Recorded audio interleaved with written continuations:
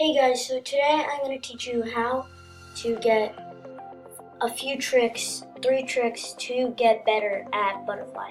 One is you're going to want to get a really good push off the block so that it gives you some speed, and then you're going to kick.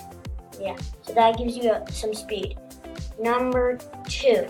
So I know a few swimmers it's kind of hard for them to actually get like this part of their body to actually like fly out of water. And then, so I have a trick for that. You're gonna want to, so the dive is going to give you some speed, and so it's a kick to actually and then you're gonna kind of push yourself out of the water because you're going so fast, you can kind of push up. So you're gonna, and then another thing is just get your arms wide so you kind of skim the water where you want to get up.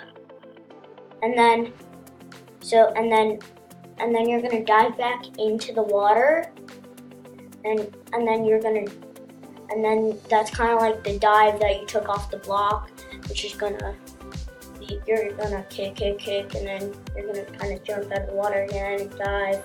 So then number 3, you're going to, the kick, it's basically just pushing your chest down and letting it flow through your body.